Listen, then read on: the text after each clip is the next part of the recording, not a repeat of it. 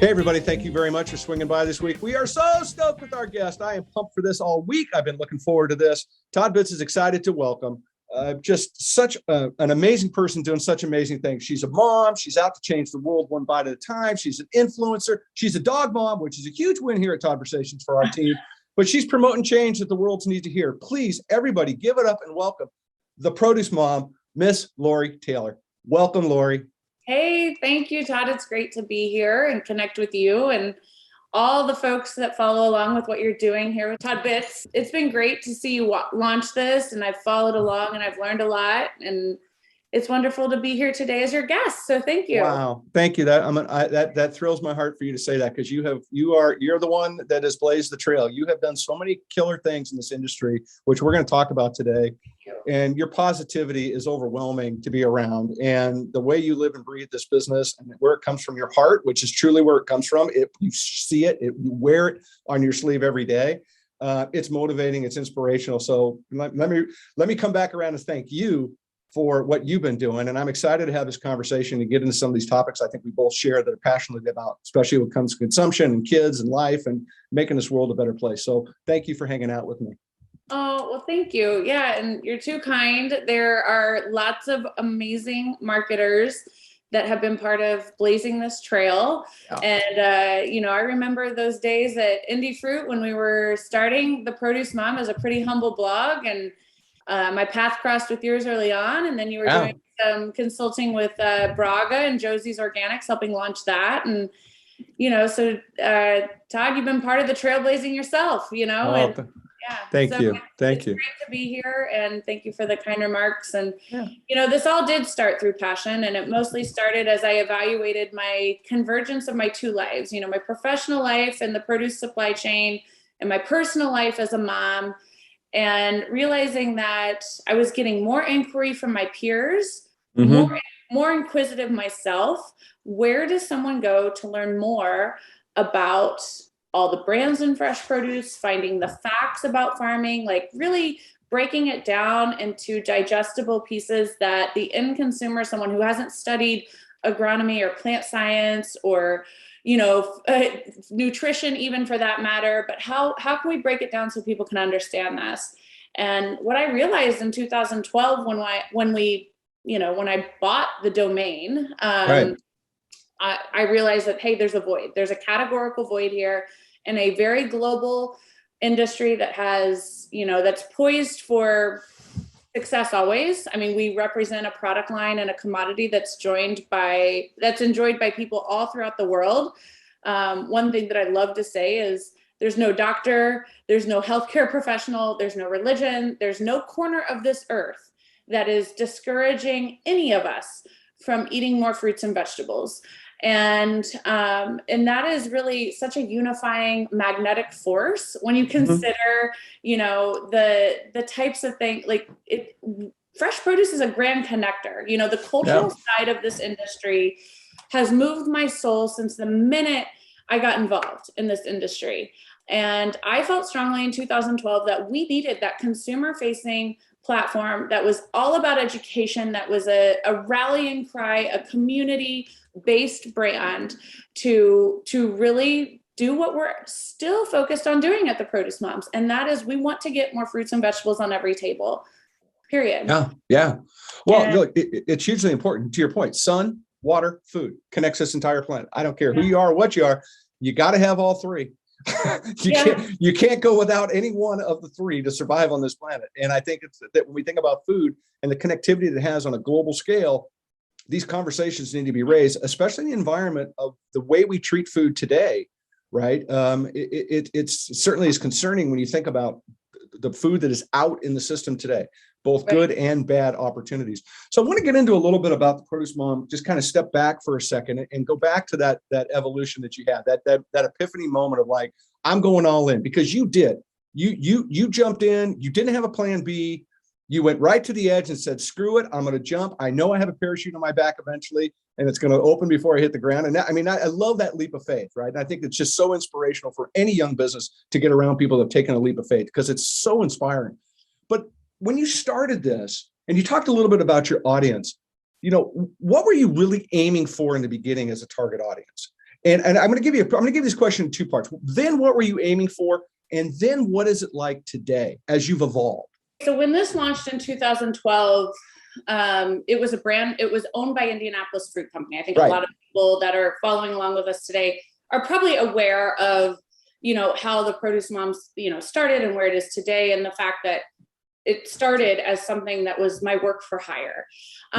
So when I pitched it to the bosses at Indy Fruit, the thought was, we represent that wholesale distribution stage of the supply chain. We are poised to take a leadership role to market the entire produce department. That is what we sell, the whole produce department, unlike all of the specific growers and shippers that were our vendors.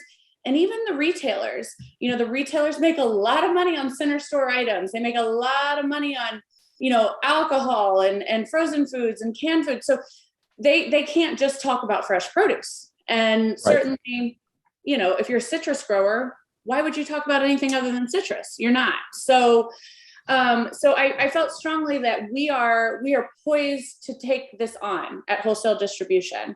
However, I knew I had to monetize it. So really the number one stakeholders, the number one folks that we had to get their buy-in on it started with our grower shipper community. Invest with us at the Produce Mom. It was singular at the time. And we can help spread your message to the end consumer. I mean, that's a tough sell when you don't have an audience. When the producemom.com started, I mean, we did not have a nationwide readership or nationwide visitors to our website. We, this thing started before, I think Pinterest was still, you needed an invite to be part of it. Instagram was just launching. It hadn't even really opened up the doors for business pages yet. Facebook was king for sure. I think in a way, Facebook still is king. YouTube didn't have the streaming capabilities that it has today. So everything was different in 2012. But the truth was, I knew it was important to build something that had that foundation in the roots in the supply chain, helping people understand where their food comes from. So our number one stakeholders when we started this, the number one people we needed the buy-in and participatory audience from was the grower shipper community. And so proud that still today, despite the evolutions that my business has taken and the changes we've made, the pivots, so to say, the grower shippers still remain at the apex of all that we do. We want to make sure that the Produce Moms is a brand that serves agriculture. And it's a brand that, if you're growing a fruit or a vegetable, you can look at what we do at the Produce Moms and think, this is really important, great work. Certainly as our audience grew, the end consumer became more and more important. Certainly as the digital ecosystem and the digital communication era became more mainstream, so to say, it all became about how many people are you connecting with a month? What is your readership? Tell me more about, we're launching a product line with Publix. I want to know about your readership in the Southeast. So even the granular data became more and more important for what we do. And just so proud of the team that surrounds me and the fact that, we're able to meet the challenge. We're able to really be that service to those different stakeholders. And absolutely. I'm 6 years into business ownership now. So, another big stakeholder that I have is my employees. It's not easy to work for a founder, not easy to work for a small bootstrapping business. So how can I make sure that my employees, are a primary stakeholder that we're taking care of? Absolutely. And that's my next question, because I think it's exciting because we get to talk about the letter S. Right? We do. We get to talk. We do get to talk about the letter S. The S was something that it was like that thing I needed the most that I didn't know I needed. And one of your previous guests, Karen Nardosa, she reached out to me. We had the opportunity to collaborate through the Josie's Organics launch that Produce Mom supported. And then she reached out to me as that work kind of sunset. And she was like, look, I really believe in what you're doing. If you ever need strategy support with keeping this thing going, reach out. And so I reached out to her to do just that. I was like, okay, I'm all over the place. My only strategy is don't go out of business. I gotta get, which is still, Yeah, I've got reality. my whiteboard over here on this wall, and it's like, don't go out of business is what it says at the top. But it's still so important. But at the same time, how do you sustain? And it comes down to you gotta be strategic in all that you do. And Absolutely. yeah, so very thankful for those. It was 2016, 2017 that Karen met with me one-on-one. She met with Kristen, who at the time was the only member of my team. Right. And we realized, the more I talked about the brand, that what I was viewing as the biggest threat, and really what on paper was probably the biggest threat, was the produce mom equals Lori Taylor. And that was so far from what I was set out to do. That is not what I wanted to do. I don't want my brand to be equivalent to me. I don't want this movement and this community that we're building to be perceived as a, static influencer. So I realized she made the suggestion, and other members of the Moxie team, they're like, just add an S. And so that was the rebrand. It's the most expensive S I've ever. Yeah, absolutely. But the S means so much more today. And I'd like to touch on that because your team has grown and it's grown just recently. You've got some new additions. Can you just touch on that and what you kind of have cooking now? Yeah, so we're still such a small bootstrapping business, but it is, any business owner, especially if you work in or a member of an accounting firm or team, what the month of January is for a business. It's a tough month as you wrap up your fiscal and do all your tax paperwork and preparation. So every year, it's a huge pain in the butt, but it's also one of those moments where I'm validated, like we are really growing, is when I process our 1099s. And, this year I took 27 1099s to the post office. And I thought, wow, like this is amazing, because 6 years ago, it was me, Kristen, and someone that I paid $200 to support helping me with transferring the domain and like all that ICANN protocol with domain transfers. And that was it. And so when you look at what we've done today, when you consider the fact that we are so close at the Produce Moms to being $1 million business, and like I've bootstrapped my way through all this, and I had 6 figures of acquisition debt. I had a $4,999 check from USA Pairs when I opened up my checking account for the business. 12-month scope of work, $5,000. Like that's not going to pay the bills for 12 months. And then I had a verbal commitment from Chuck Sinks at Sage Fruit. He said, we'll stick with you, like same level. We believe in what you're doing. So with the verbal commitment and the cash in hand, I had about 30 grand. The business to acquire from Indie Fruit, it cost more than the home my family and I lived in. So 6 figures of debt. Yeah. Not much cash, a $25,000 handshake, and off we went.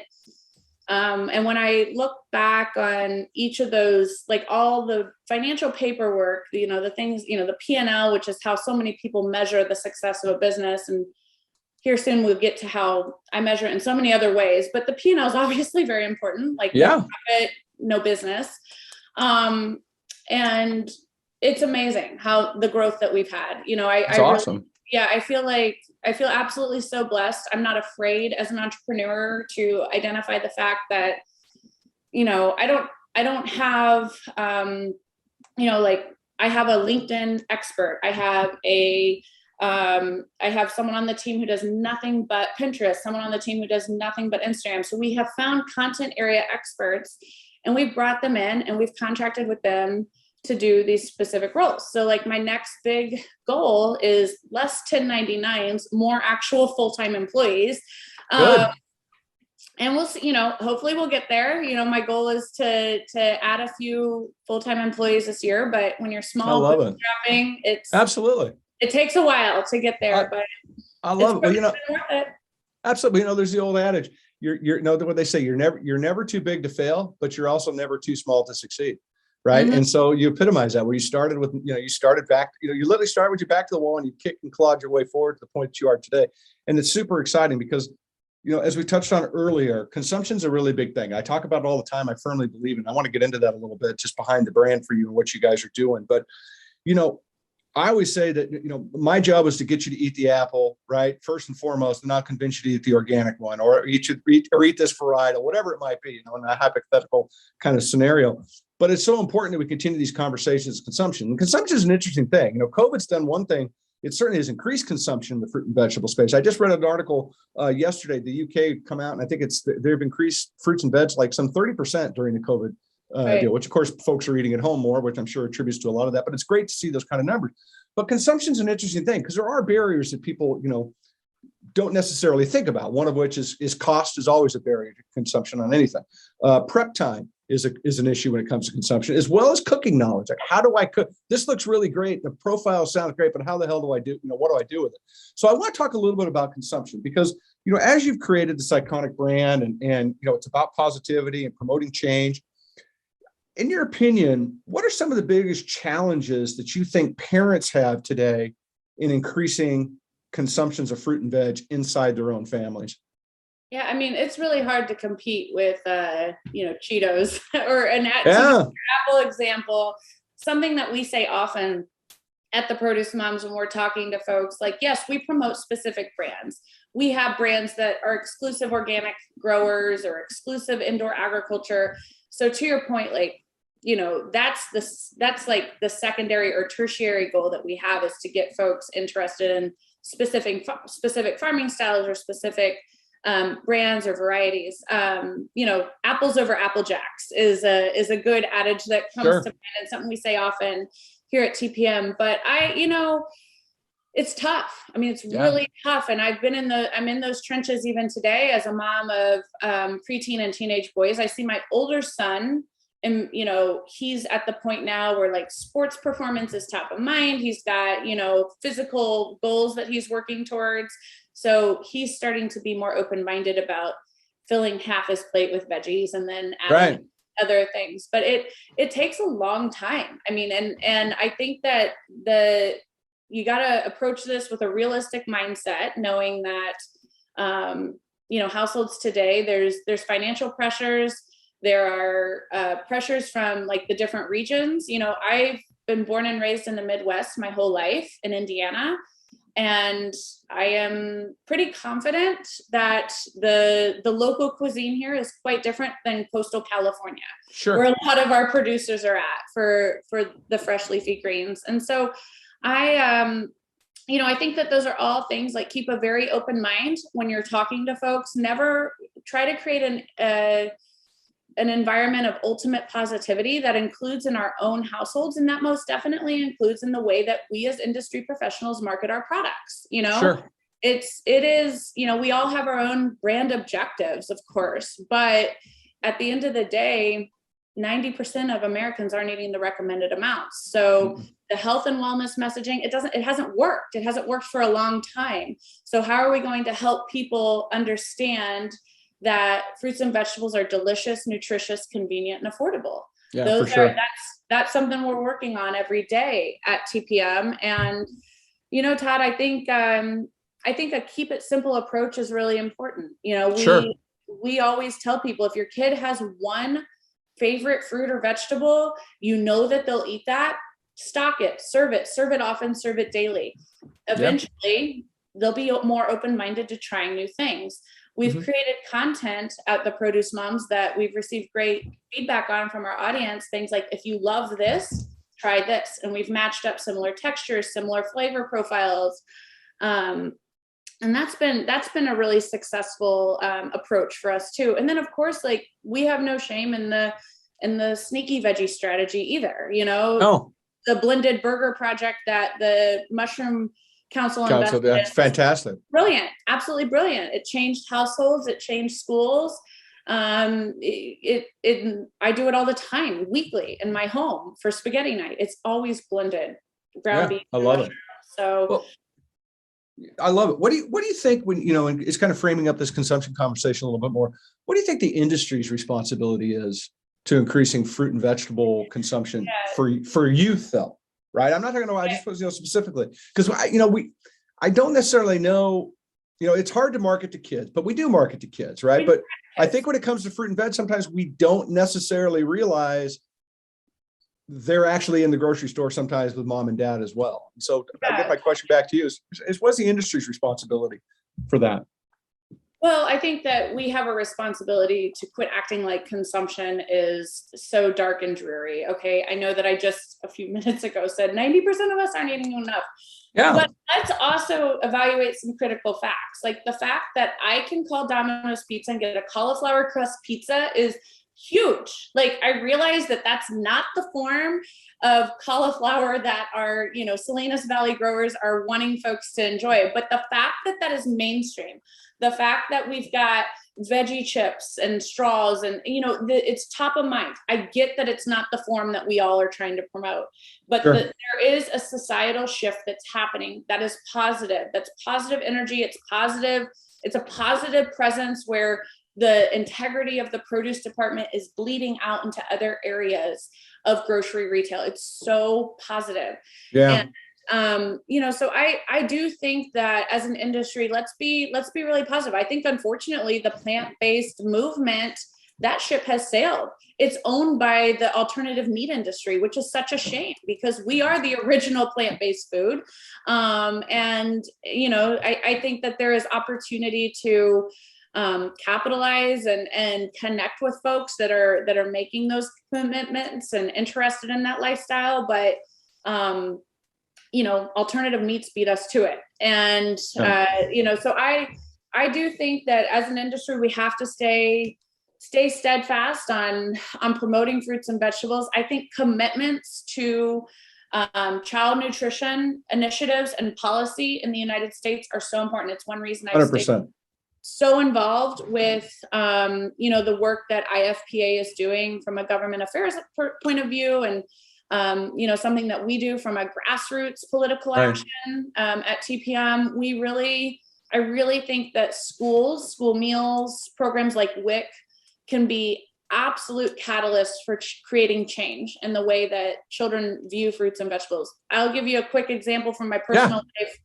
In my home, like when I go to the produce department, we're very privileged. I don't have to shop based off of, price tag. I can pretty much shop based off what looks good, what I want to cook, what my family likes to eat. So I realize that I'm approaching the produce department with, a level of freedom that not every household has. But with that, I had no idea that my son, Joe, even liked cucumbers. And one day he said to me, he's like, Mom, do we have any cucumbers? I was like, probably, let me check. And unfortunately we didn't. And I was like, I don't have them right now, but I'll get them for you. He said, well, I eat them every day. And I was like, huh? And he said, yes, at school. I get them every single day at the salad bar or the veggie bar or whatever the school has to offer. I know there's been a lot of changes in how, that self-serve area post-COVID. Sure. But my son's school, thankfully, they're still doing their veggie bar. And that has been a huge way where that's the kid of the Produce Moms founder found his love for cucumbers at school, not in my own home, so it's awesome though. But that's good. That's a good thing. It's wonderful. And I think that as we see, other foods, I know food service has had their own challenges. Sure. But I applaud everyone in food service who has really made a commitment to making sure that, maybe the fresh fruit cup is the default side for kids' meals. And if you want fries, you have to state that, or there's an upcharge or, something along those lines. And I think those are all very positive changes that are happening in society and that demonstrate, households today, there's a peaked interest and it is our responsibility to capitalize on that now. And I obviously, I think it begins with education. For sure. Oh yeah. 100%. I think education is a means to increasing consumption. This episode of Todd-Versations is brought to you by Organics Unlimited and Grow Brand Bananas, the most responsible banana you'll ever meet. Learn more at organicsunlimited.com. I 100% agree. I love the work, and I'm just going to throw a shout out here to my friend, Chef Ann Cooper with the Chef Ann Foundation, what she's trying to do to put scratch cooking in public schools, in schools, period. If you don't know what she is, check her out. It's just such a great such a great initiative. But, you brought up something that's really interesting, and I want to touch on this a little bit before I move on to my next probing questions. You talk about in the retail space a little bit and what's out there. You don't have to look real deep on a weekly circular, whether it's online or if, still comes in the mail or in the newspaper, whatever it is, to take a look and say, look at all the things that are on sale in, whatever grocery store. How many things are good? How many things do you look at and go, well, that's not good for you, right? So there becomes this thing where you talk about education, and those are very powerful educational tools. And I would love to see more put into your exact point of how do we start to put better habits into our youth that are going to make a healthier, better generation, because the cost of investing in our kids to eat better is going to pay us back in our healthcare costs down the road, and some of these other things that we're dealing with. So I would put a challenge out that to take a look at that and to what people are doing, and ask your retailers, don't be afraid to be vocal, saying, hey, can we get more of these? Can we get more of these opportunities? Because that's the only way they're going to pivot and change, is if they're asked to pivot and change. So I commend you for keeping that fight going and having that, because I think it's super important that that there is that obligation all the way through the supply chain, from the guy that's from the guy that's putting the seed to the ground to the person that's putting it on the wet rack, where we've got to keep that conversation of positive consumption and driving that positivity into our food moving forward. So I just love that. You think there's any misconceptions out there about consumptions that you want to squash? By the way, you like how I use the word squash? I threw that right in there for us. I do think that I've been vocal about this before. I disagree with the data that consumption is, declining and amongst consumers. I disagree with that data. One thing that my work in DC has taught me is that there's a data study to represent whatever your narrative is. Okay. Yeah. And if it doesn't exist, you can find that data. You can invest in it. So I disagree. We see that, we're seeing that in the media today, right? Whoever wants to tell the story tells whatever their story is. Yeah, 100%. So I've been on record saying that before. I'm on record now on your platform saying it again. I disagree with the data that's out there that says consumption is declining in America. I agree. I agree with you. Thank you. All right. You're welcome.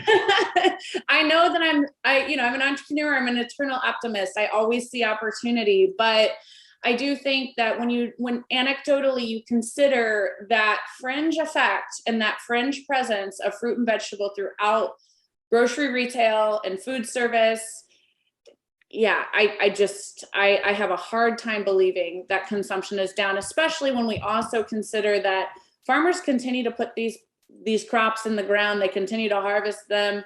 Those choices wouldn't be made if there wasn't a demand to merit it.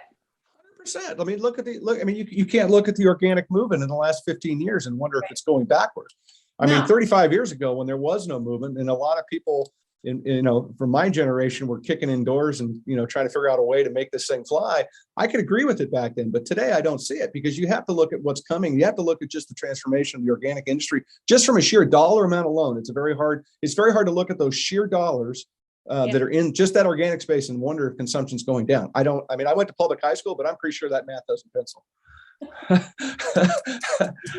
Yeah, I know. I hear you. And I don't know who's going to come out with that study. It's tough if you're because we all have a stakeholder in continuing the fight to promote fruits and vegetables. And if there's a study that says that, or indicates that the promotions might not be as demanded, I don't know. So but at the end of the day, I also believe, Todd, that there is no such thing as too much fruit and vegetable in your life, So no, I don't. There's no doubt. I agree. And carry on. We are standing on the right side of history for sure, working in the fresh produce industry. Well, I agree with that. I mean, like, again, sun, water, food. It's a good one, right? Yeah. I want to go back a little bit. Pre-produce mom and throw this back at you. Back at the beginning, back when you were thinking about, back at Indie Fruit, back when you were slinging hash on the desk, on a daily basis. But when you reflect back to the industry then versus now, what are the biggest differences that you see? Far more women in leadership, which is a great thing. I love seeing that.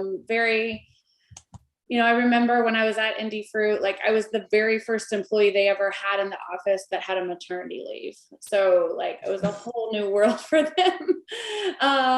So, and that wasn't that long ago. I mean, my oldest son is 14 years old. So big advancements even in the last 10 years for women in our industry. Sure.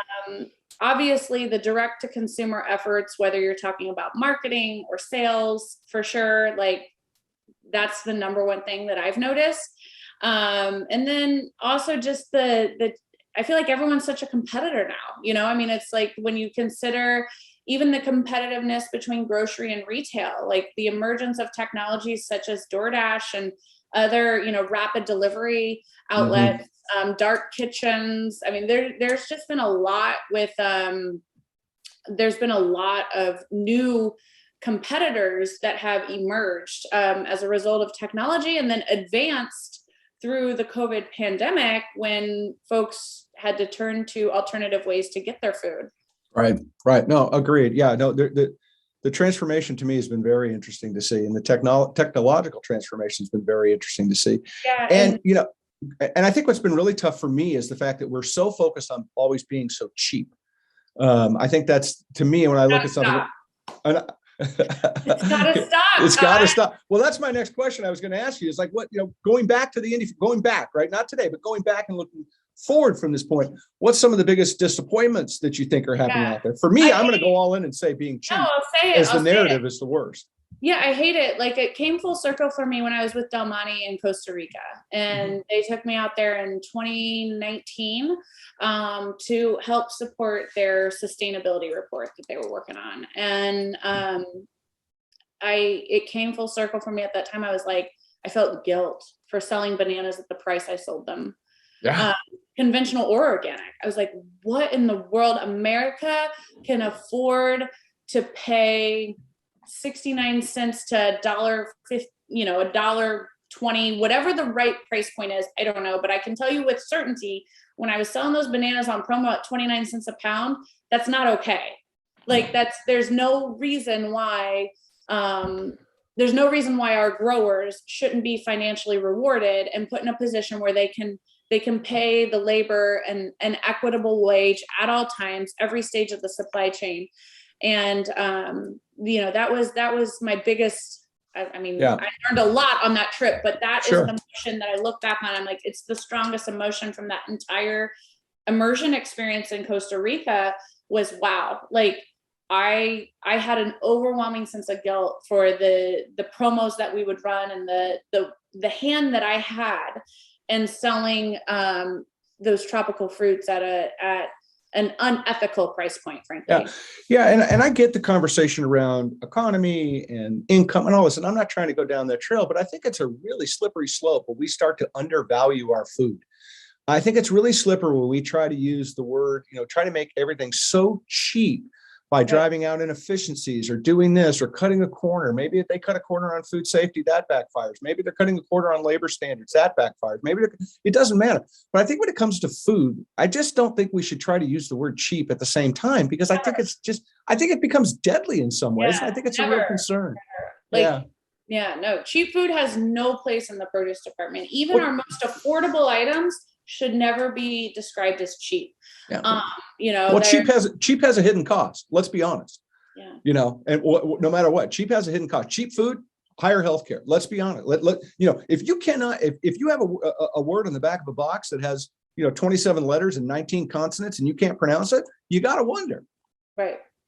Yeah, absolutely. And as it relates to a raw, fresh agricultural product, cheap often means that the human capital wasn't taken care of.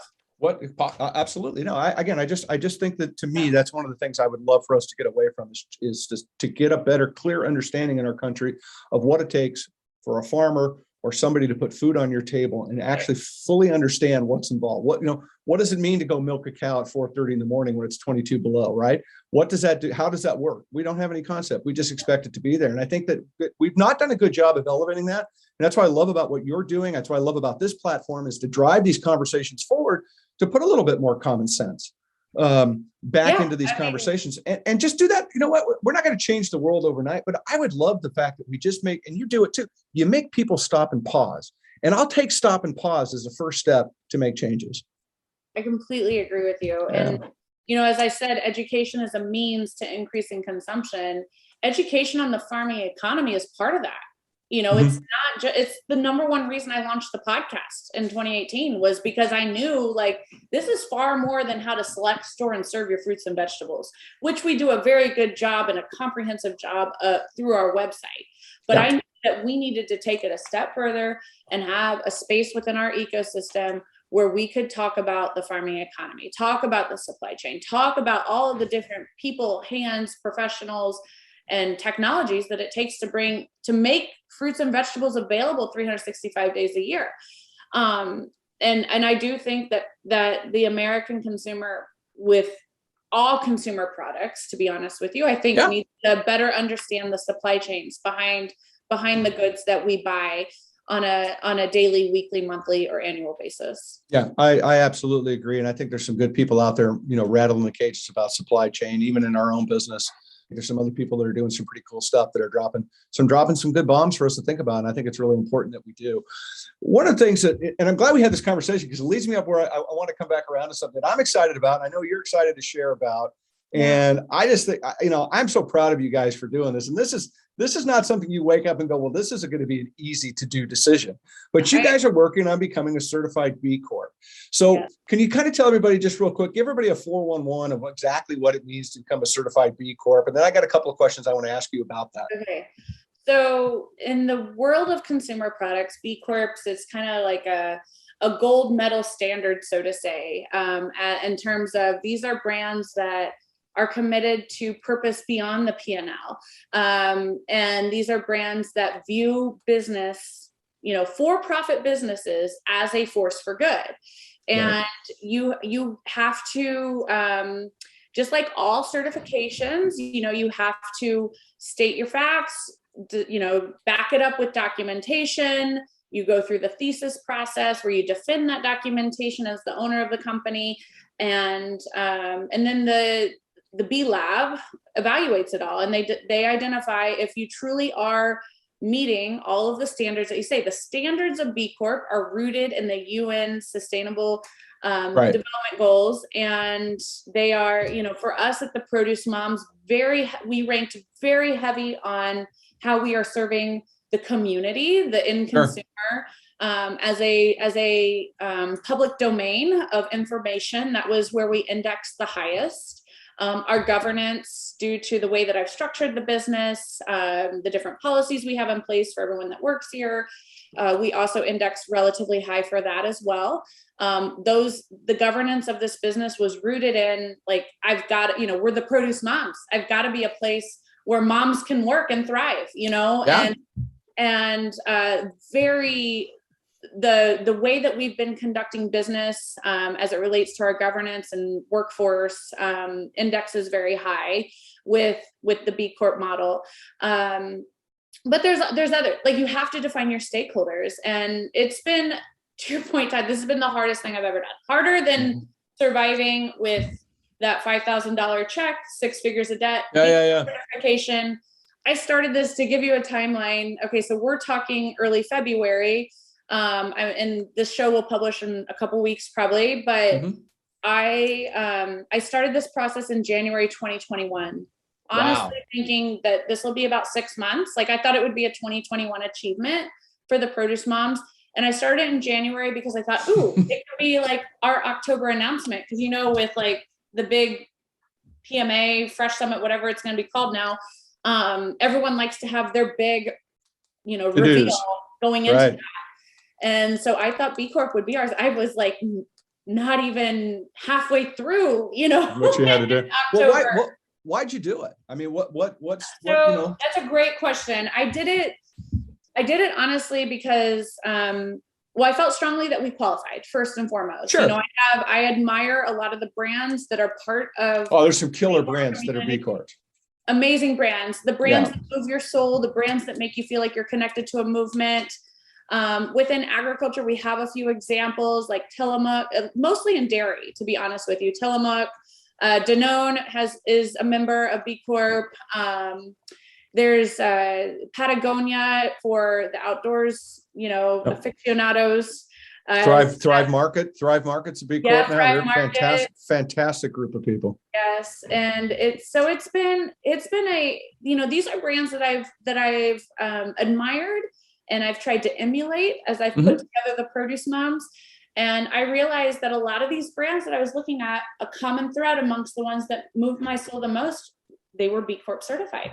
So then I started to look into it and I thought, you know what? There is no one, my competition, each and every day I've got more competitors at the Produce Moms. And again, like the pandemic and the work from home, like that elevated the amount of people that were like, I'm going to do this, And so that I knew that I needed something else to differentiate the Produce Mom. Sure. And so that was certainly a motivating factor, but the biggest motivating factor is, it's one thing for me to say that we do all these things and we're a business with purpose. We've got this great mission. It's another thing when it's actually peer reviewed and validated, through a global certification that is extremely difficult to achieve. I mean, there's less than 5,000 businesses worldwide that carry the B Corp certification.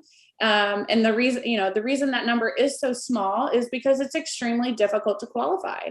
And so I believe in the purpose. I believe that sustainability is our future. I believe that food is, I believe, as I said earlier, food is this grand connector. I believe it's a global human right, the access to food.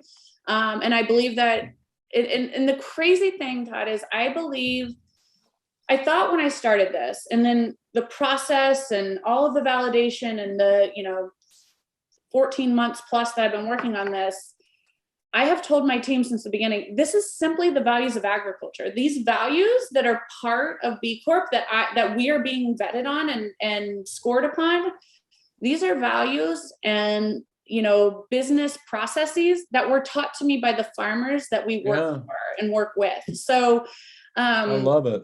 Yeah, these values they're common everyday values for the fresh produce industry. Sustainability, taking care of your workers, having policies that are black and white and that serve all of your stakeholders. That's all part of the process. So it's hopefully real soon, maybe even by the time we'll put it up on our post. Yeah, you'll see on the Produce Moms website, we have an impact page we're working on that will kind of help bring to life everything that B Corp represents, and certainly look forward to doing more within the B Corp community and elevating fresh produce within the B Corp community too. I love it. No, I think it's fantastic. I'll ask you another question. What's the term "communities build a better world" mean to you? That term means to me that together anything is possible. I think that my whole journey has been empowered by the community that surrounds me. For sure. Not even, 6 years ago, 7 years ago, I was literally sitting in a cubicle making $40,000 a year as an order taker and a marketing manager. And I had no idea what the community around me was about to deliver to my personal professional life. Right. And then when I think about what we've built at the Produce Moms with the community that we've engaged and curated through our ecosystem and brand, I know that we've made the world a better place. Hell yes, absolutely. You don't have to worry about that. We have seen the most beautiful testimonials come back to us. Like we'll send an email with, Halloween recipes. And then we'll get an email back from someone that said, hey, I replaced the standard candy donation to my kids' Halloween party with, this idea that you shared. So those are things that move your soul, but also help you realize we're on the right track. Another huge thing that we've heard from people in our community is it's so refreshing to hear this message from moms, Like, not a medical voice of authority, not someone who feels really out of reach, out of touch with the type of life that I live. You know, the representation within the Produce Moms through the different content contributors that we've brought in, you know, the tone that we use with the way that we talk to our community. All of that's been very deliberate to help people understand, like, there's a place for you here, you know? Yeah, I love it. Well, moms don't give out misinformation. You can quote me on that. There we go. So to wrap up a little bit, just to kind of to sum up our hanging out together. What's next? What's exciting? I mean, the B Corp's coming. We know that, but what's next for the brand? I mean, you know, you're not sitting still. I assure you of that.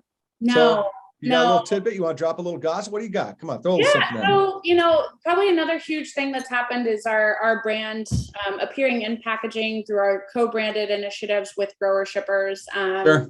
We have 3 brand partners that we've launched this with. In 2021, the Produce Moms co-branded products, we sold over 20 million units, which is amazing. You know, we're coast to coast, nationwide, various retailers.